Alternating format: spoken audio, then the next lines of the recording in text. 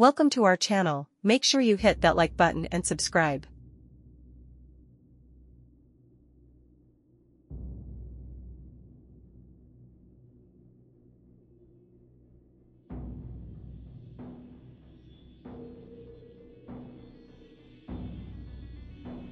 Warning: the following contains images of graphic violence and not suitable for all audiences. Viewer discretion is advised.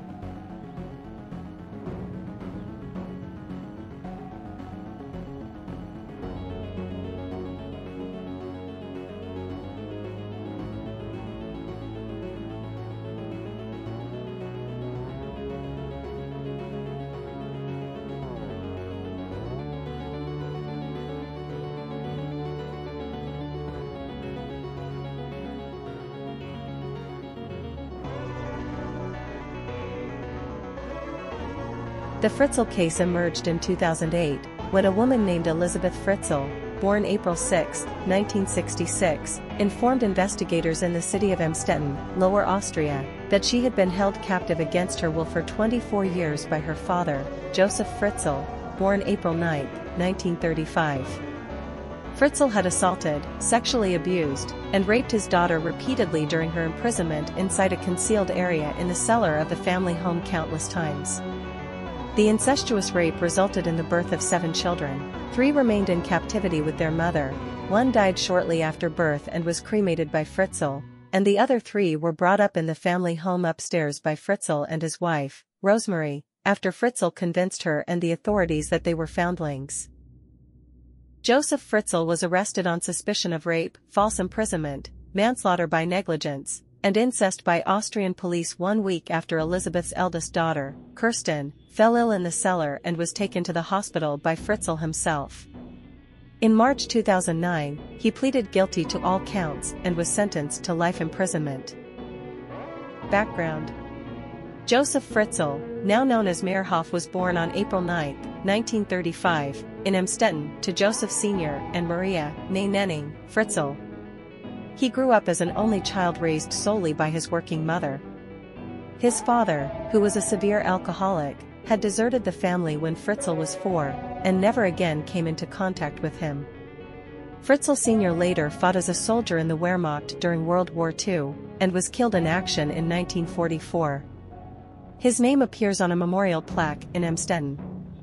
In 1956, aged 21, Fritzl Jr. married 17-year-old Rosemary, born September 23, 1939, with whom he had 3 sons and 4 daughters, including Elisabeth, who was born on April 6, 1966.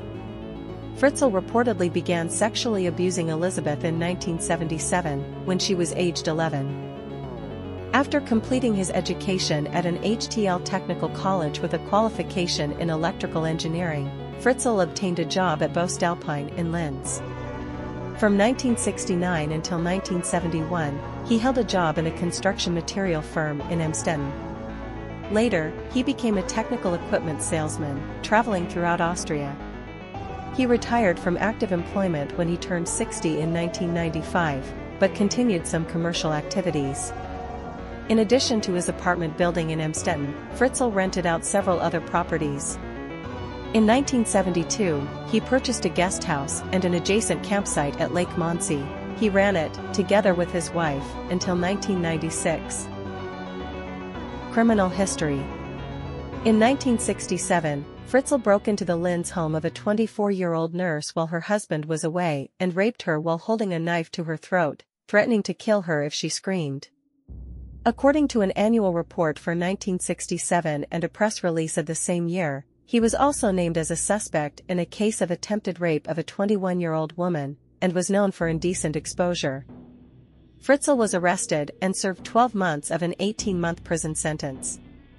In accordance with Austrian law, his criminal record was expunged after 15 years. As a result, more than 25 years later, when he applied to adopt and/or foster Elisabeth's children, the local social service authorities did not discover his criminal history. Suspected murders.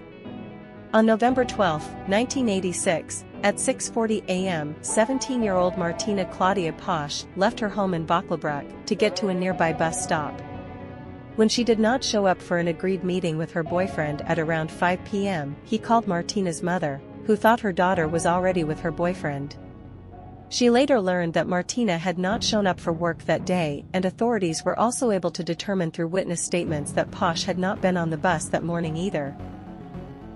Suspected murders.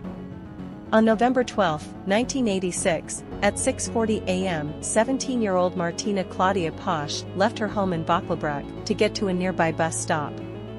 When she did not show up for an agreed meeting with her boyfriend at around 5 p.m., he called Martina's mother, who thought her daughter was already with her boyfriend. She later learned that Martina had not shown up for work that day, and authorities were also able to determine through witness statements that Posch had not been on the bus that morning either. On November 22, 1986, two scuba divers found Posch's body wrapped in two olive green tarpaulins on the southern shore of Lake Monsey. The forensic examination revealed that she had been killed by strangulation 2 hours after leaving her parents' home. After his arrest, Fritzl was investigated for possible involvement since at the time of the murder, he and his wife ran a guest house which was located opposite where Posch was found, and she was also very physically similar to his daughter, Elisabeth. In addition to Posch's homicide, Fritzl was looked into as a suspect in the death of Anna Neumayer, 17, who was killed with a captive bolt pistol in a field in Linz on August 17, 1966. She had disappeared on her way to Wels, 35 kilometers from where Fritzl worked at the time. Another potential victim was Gabriela Supakova, 42, a prostitute who was murdered in August 2007. Her body was found at the Lipno Reservoir near the Austrian-Czech border at a time when Fritzl was on holiday there. However, Fritzl was ultimately not charged with these murders due to a lack of evidence. Captivity. After completing compulsory education at the age of 15, Elisabeth started a course to become a waitress. In January 1983, she ran away from home and went into hiding in Vienna with a friend from work. She was found by police within 3 weeks and returned to her parents in Emstetten. She rejoined her waitress course, finished it in mid-1984, and was offered a job in nearby Linz. On August 28, 1984, after Elisabeth turned 18, Fritzl lured her into the basement of the family home, saying that he needed help carrying a door. In reality, Fritzl had been converting the basement into a makeshift prison chamber. The door was the last thing he needed to seal it. After Elisabeth held the door in place while Fritzl fitted it into the frame, he held an ether-soaked towel on her face until she was unconscious, then threw her into the chamber. After Elisabeth's disappearance, Rosemary filed a missing persons report. Almost a month later, Fritzl handed over a letter to the police, the first of several that he had forced Elisabeth to write while she was in captivity. The letter, postmarked Braunau, stated that she was tired of living with her family and was staying with a friend. She warned her parents not to look for her or she would leave the country. Fritzl told police that she had most likely joined a cult. Over the next 24 years, Fritzl went to the hidden chamber almost every day, or a minimum of 3 times a week, bringing food and other supplies, and repeatedly raping her. Elisabeth gave birth to 7 children during her captivity. 1 child died shortly after birth, and 3, Lisa, Monica, and Alexander, were removed from the chamber as infants to live with Fritzl and his wife, who were approved by local social services authorities as their foster parents. Officials said that Fritzl very plausibly explained how 3 of his infant grandchildren had appeared on his doorstep. The family received regular visits from social workers, who saw and heard nothing to arouse their suspicions. Following the 4th child's birth in 1994, Fritzl allowed the enlargement of the prison, from 35 to 55 square meters, 380 to 590 square feet, putting Elisabeth and her children to work digging out soil with their bare hands for years. The captives had a television, a radio, and a videocassette player. Food could be stored in a refrigerator and cooked or heated on hot plates. Elisabeth taught the children to read and write. At times, Fritzl would punish the family by shutting off their lights or refusing to deliver food for days at a time. Fritzl told Elisabeth and the 3 children who remained, Kirsten, Stefan, and Felix, that they would be gassed if they tried to escape. Investigators concluded that this was an empty threat to frighten the victims. There was no gas supply to the basement. He also told them that they would be electrocuted if they tried to meddle with the cellar door. According to Fritzl's sister-in-law Christine, he went into the basement every morning at 9 o'clock, ostensibly to draw plans for machines which he sold to manufacturing firms. He often stayed there for the night and did not allow his wife to bring him coffee. A tenant who rented a ground floor room in the house for 12 years claimed to hear noises from the basement, which Fritzl said were caused by the faulty pipes or the gas heating system. Discovery. On April 19, 2008, Fritzl agreed to seek medical attention after Kirsten, Elisabeth's eldest daughter, fell unconscious. Elisabeth helped him carry Kirsten out of the chamber and saw the outside world for the first time in 24 years. He forced Elisabeth to return to the chamber, where she remained for a final week. Kirsten was taken by ambulance to a local hospital, the Landesklinikum Emstetten, and was admitted in serious condition with life-threatening kidney failure. Fritzl later arrived at the hospital, claiming to have found a note written by Kirsten's mother.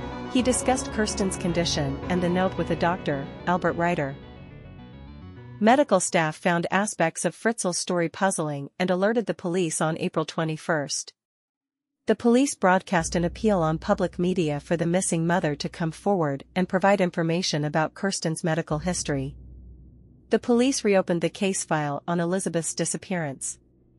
Fritzl repeated his story about Elisabeth being in a cult, and presented what he claimed was the most recent letter from her, dated January 2008, posted from the town of Chemnitz. The police contacted Manfred Wolfart, a church officer and expert on cults, who raised doubts about the existence of the group Fritzl described. He noted that Elisabeth's letters seemed dictated and oddly written. Elisabeth pleaded with Fritzl to be taken to the hospital. On April 26, he released her from the cellar along with her sons Stefan and Felix, bringing them upstairs. He and Elisabeth went to the hospital where Kirsten was being treated on April 26, 2008. Following a tip-off from Dr. Reiter that Fritzl and Elisabeth were at the hospital, the police detained them on the hospital grounds and took them to a police station for questioning. Elisabeth did not provide police with more details until they promised her that she would never have to see her father again. Over the next 2 hours, she told the story of her 24 years in captivity. Elisabeth recounted that Fritzl raped her and forced her to watch pornographic videos, which he made her reenact with him in front of her children in order to humiliate her. Shortly after midnight, police officers completed the investigation. Fritzl, aged 73, was arrested on April 26 on suspicion of serious crimes against family members. During the night of April 27, Elisabeth, her children and her mother Rosemary were taken into care. Police said Fritzl told investigators how to enter the basement chamber through a small hidden door, opened by a secret keyless entry code. Rosemary had been unaware of what had been happening to Elisabeth. On April 29, it was announced that DNA evidence confirmed Fritzl as the biological father of his daughter's children. His defense lawyer, Rudolf Mayer, said that although the DNA test proved incest, evidence was still needed for the allegations of rape and enslavement. In their May 1 daily press conference, Austrian police said that Fritzl had forced Elisabeth to write a letter the previous year indicating that he may have been planning to release her and the children. The letter said that she wanted to come home, but it's not possible yet. Police believe Fritzl was planning to pretend to have rescued his daughter from her fictitious cult. Police spokesman Franz Polzer said police planned to interview at least 100 people who had lived as tenants in the Fritzl apartment building in the previous 24 years. Pursuant to the agreement that she would never have to see her father again, Elisabeth Fritzl gave videotaped testimony before Austrian prosecutors and investigators on July 11, 2008. On November 13, 2008, authorities in Austria released an indictment against Josef Fritzl. He stood trial for the murder of the infant Michael, who died shortly after birth, and faced between 10 years and life imprisonment. He was also charged with rape, incest, kidnapping, false imprisonment and slavery, which carry a maximum 20-year term. The Austrian father, accused of holding his daughter captive and raping her thousands of times over 2 decades, has been sentenced to life in prison. On Thursday, a jury convicted Josef Fritzl of all charges against him, including incest and murder. It's justice, and when you think that normally for one rape you get in Austria a punishment started up from 2 years, and in this case are 3,000 rapes, and you can see that this, of course, the only sentence what is possible. The 3-day trial included reports from experts about the defendant's mental health and 11 hours worth of videotaped testimony from the victim, Elisabeth. From the time she was 18 until just about a year ago when she was 41, Elisabeth was forced to live in a small, dingy basement built beneath the family home. She gave birth to 7 of her father's children during that time. One of them died as a newborn. Prosecutors say the baby boy could have been saved if he'd been given proper medical treatment. Before the verdict was announced, Fritzl told the court that he regrets his actions with all his heart and that he can't make it right anymore. He was really quiet, and he makes no appeals. It seems that he is content about it. Prison officials say the 73-year-old man is under a suicide watch and will be taken to a psychiatric ward. He won't be eligible for parole for at least 15 years, and even then, judges and experts would have to sign off on his release. Elisabeth and her 6 surviving children have spent the last several months recovering at a secret location. Court officials say she can seek unlimited damages for her suffering in a separate civil trial. Mike Gracia, The Associated Press.